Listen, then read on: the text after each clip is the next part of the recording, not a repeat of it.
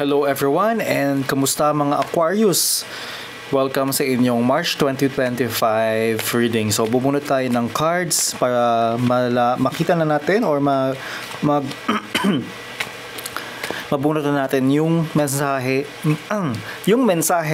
ng cards para sa inyo. And tingnan natin ano yung mga advice na gustong ibigay ng universe para sa inyo.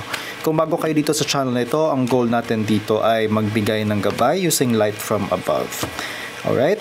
So you have Wheel of Fortune reverse, Queen of Swords, King of Wands, High Priestess, and Five of Swords. Okay. Tignan natin ano bang meron. Aquarius, there is a situation because you have the Tower here and you have the Hierophant. So there is a situation sa inyo na parang hindi nyo siguro ina-expect na mangyayari, or there is a situation na parang na kayo ay nagkakaroon ng doubts kung paano kayo magkakaroon ng paano nyo i-resolve yung mga nangyayari, no? So kahit na parang minsan kayo ay gustong baguhin ng panahon or gusto kayong bigyan ng, alam mo yun, nagiging meron kang control, meron kang naiisip mo pa din na ano ba yung dapat gawin, ano yung nakasanayan na, ano yung mga dapat na, alam mo yung belief mo, ano yung tingin mong tama, nag-i-stick ka doon. So there are situations na nangyayari around you, but ikaw mismo ay may paninindigan ka sa iyong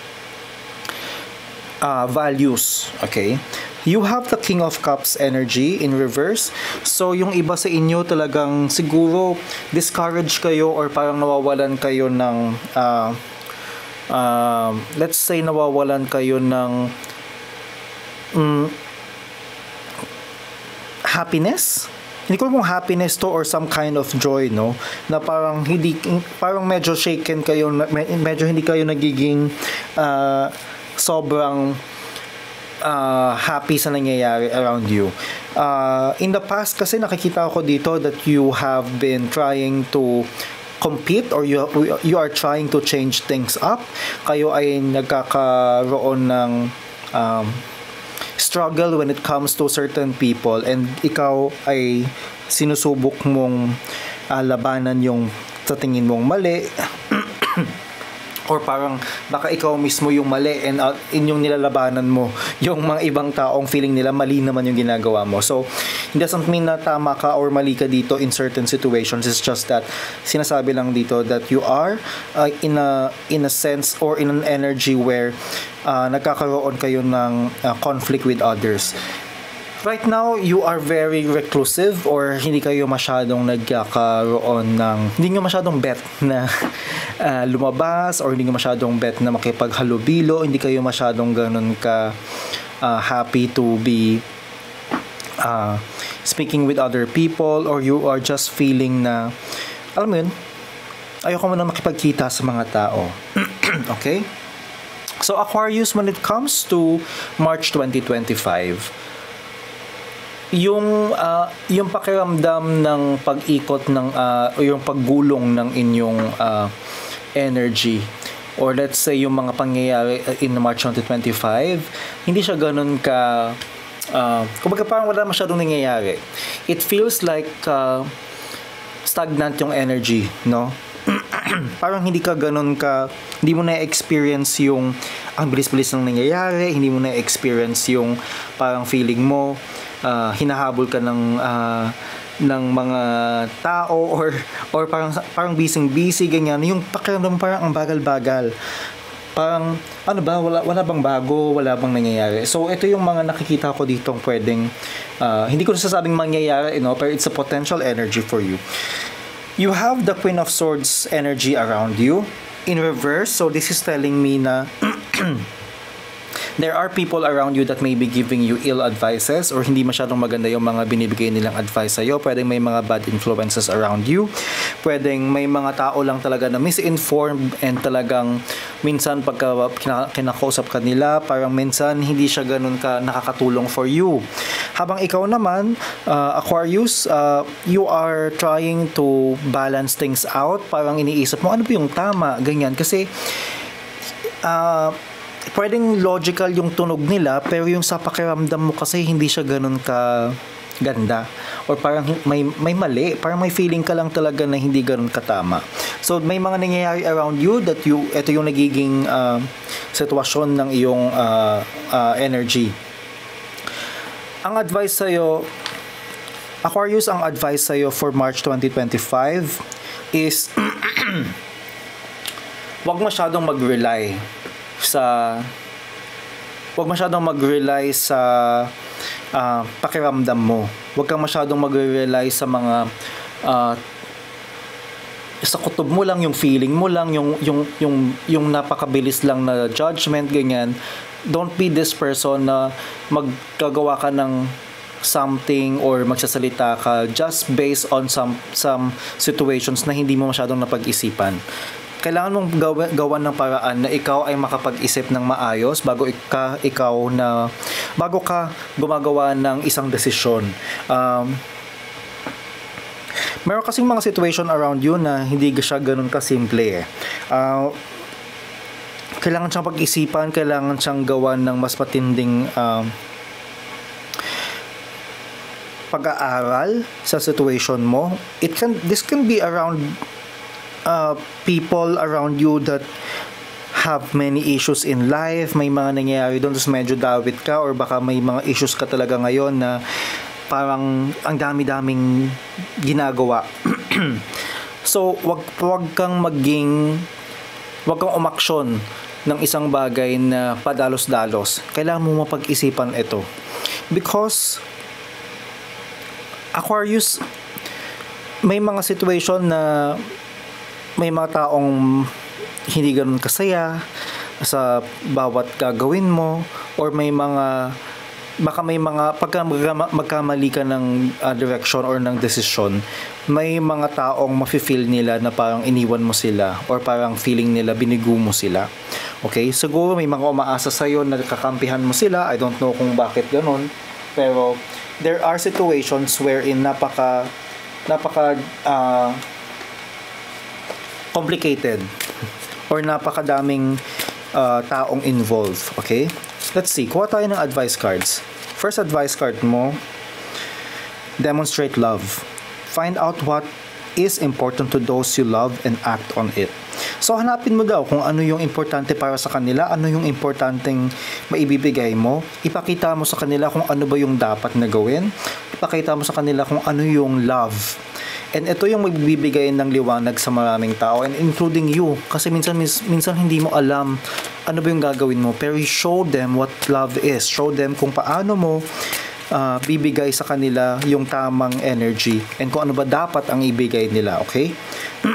Next advice card mo. Next advice card para sa mga Aquarius, true love. This love is once in a lifetime. So, ibigay mo kung ano yung totoong love. Yung iba sa inyo, baka talagang may potential partner or potential romantic na situation, but overall, kailangan mong ipakita kung ano yung totoong love. Kasi yung pagpapakita mo ng love sa mga tao, it's not just about you being romantic, but it's also you being this person na magbibigay ng ehemplo, magbibigay ng example para sa mga taong kailangan ng or para lang makita nila ulit kung ano ba yung klaseng pagmamahal. Okay? Next advice card mo is show your support. Ipakita mo yung suporta mo sa mga taong nangangailangan. Ipakita mo sa kanila, kunyari kung hindi mo man lang alam kung paano mo yung gagawin, just be there for other people. Just be there, and pakita mo sa kanilang andyan ka lang. Ay pakita mo sa kanilang ikaw ay hindi mo sila nakakalimutan. Okay? Next advice card mo is empowerment. Bigyan mo sila ng lakas ng loob, bigyan mo sila ng pagtitiwala sa sarili nila, iparamdam mo sa kanila na importante sila, iparamdam mo sa kanila na kaya nila yan at kaya nilang lagpasan, paniwalaan nila ang sarili nila, and yan, magkakaroon sila ng empowerment, and you just have to show it to them. Next advice card mo is the big picture. Madaming nangyayari around you that needs needs the needs a better view. Kailangan makita yung nangyayari sa malakihang picture, kumbaga bigger picture. Kasi minsan may mga certain nangyayari or certain issues, may mga binibigay na may mga sinasabing situations dito na akala mo, alam mo yun, minsan may sinabi lang yung kapitbahay mo na oy, sa ganito nabuntis ni ganyan. Pero alam mo yun, hindi mo siya kailangan paniwalaan kaagad kasi may iba pang nangyayari doon na hindi mo alam. Okay? This can be anything na around you. You have perseverance. I know that I can do whatever I set my mind to. Iset mo lang sa sarili mo na gawin mo yung dapat mong gawin. Kung minsan feeling mo hindi ka na masyadong successful or minsan feeling mo ang hirap-hirap gawin ng mga bagay, you just have to i-push mo lang ng i-push. And wag kang masyadong matakot. Next advice card mo is pride. I love myself and I see myself in everyone. Ibig sabihin lang nun, you just have to be mahalin mo yung sarili mo the way na makikita mo yung ibang tao. Pag nakikita mo yung ibang tao, paano mo iisipin mo sa sarili mo, how do you make it better for other people through love? And yun ang i-apply mo sa sarili mo. Next advice mo is humor. I choose to focus on the lighter side of life. Hindi lahat ng bagay kailangan seryosohin. Huwag kang masyadong maging seryoso sa mga bagay na minsan talagang challenging na, but you really just have to accept na minsan tawanan mo na lang siya, di ba? Or wag mo masyadong seryosohin yung lahat ng bagay, and you just have to go with the flow. Judgment. I understand that everyone has their own unique path and challenges. Ang mga tao around you talagang may pinagdadaanan sila. You really have just to understand na ganun talaga yon. Okay? And hindi mo pwedeng i-judge lahat ng tao just because of certain things na nakita mo, narinig mo. Ano ang self-care advice para sa'yo?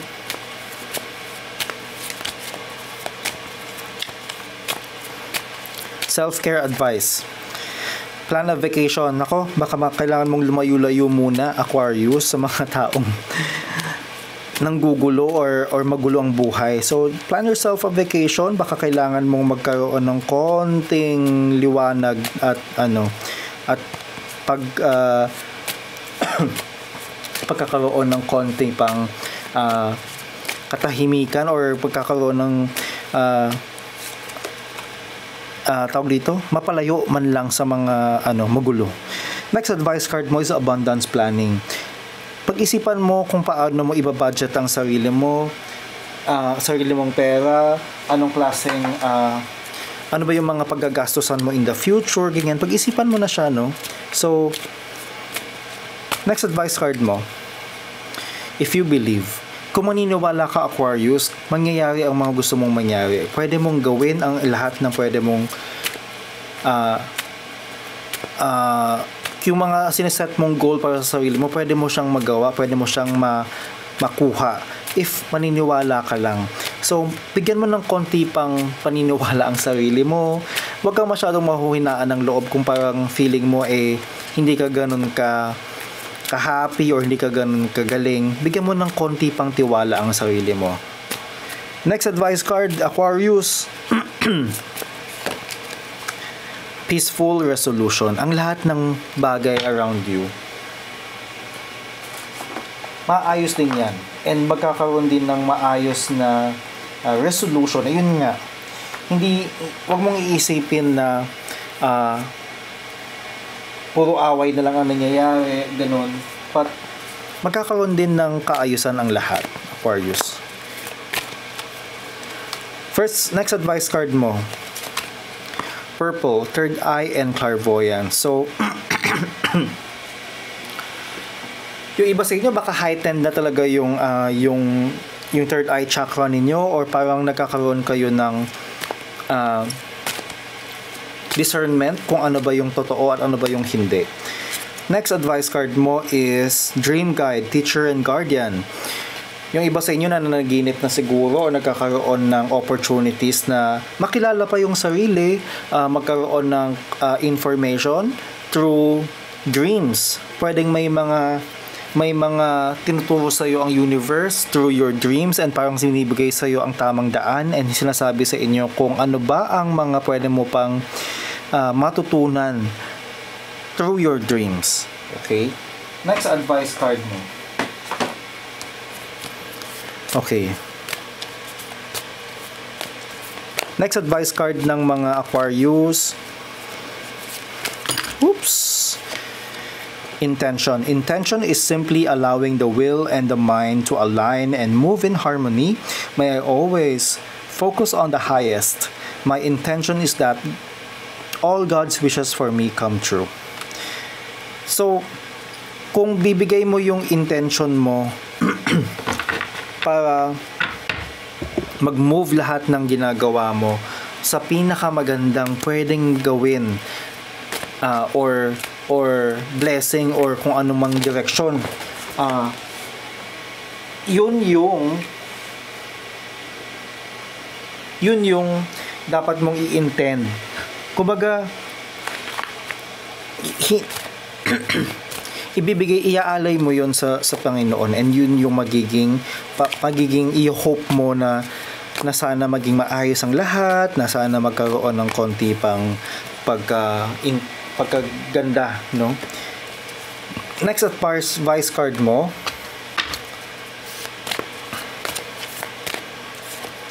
Service.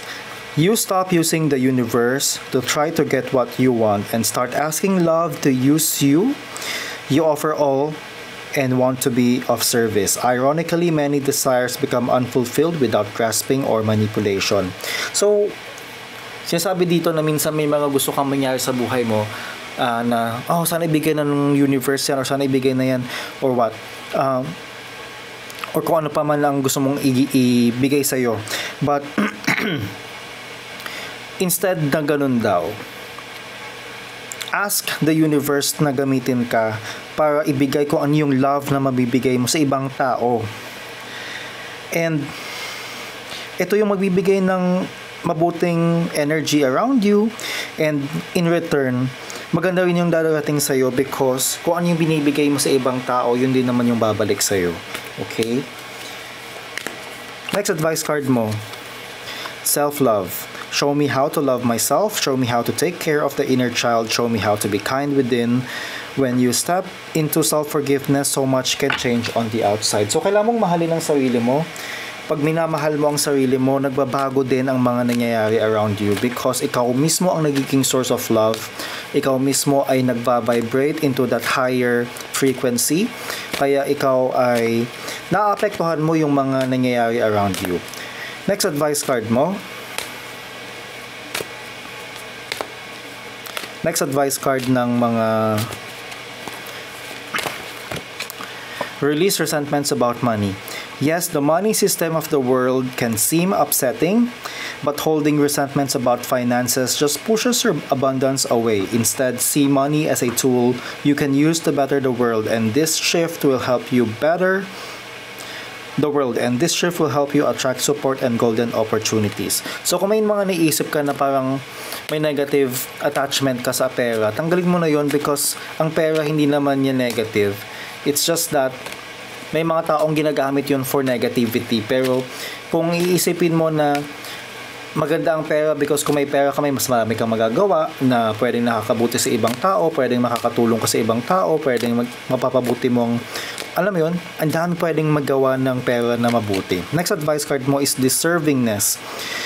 You are a beloved child of God like everyone else, and you deserve to receive the support that will allow you to focus upon your divine life purpose.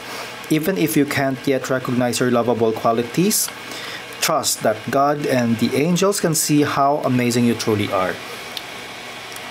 Napaka-deserve mong tao, and you need to remember that, kasi minsan hindi mo yun nakikita sa sarili mo, pero pinapaalala lang sa'yo na ikaw, deserve mo lahat ng magagandang mangyayari sa buhay mo, and lahat ng magagandang bagay, tao, pera, opportunities, trabaho, yung beauty ng buhay na para sa'yo ay para sa'yo, and deserve mo yun. And Yun ang kailangan mong tandaan. Deserve mo, okay? Sa mga nanonood pa hanggang ngayon, meron akong konting balita sa inyo. Para sa mga may mga gusto ng free quick reading, follow me sa Facebook, Hula Juan, and hanapin mo ang post na free reading and i-comment nyo ang tanong nyo doon for a chance na masagot ang inyong question sa isang YouTube live sa March 12, Wednesday, gabi. As long as nakabukas ang comment section, pwede pa yung mag-comment doon. So tatandaan, Aquarius, follow ang Hula Juan sa Facebook, hanapin yung free reading na post. Iko-comment nyo lang doon yung tanong ninyo. Okay? Yung tanong lang. Alright? So, comment na kayo doon and I'll see you sa live reading.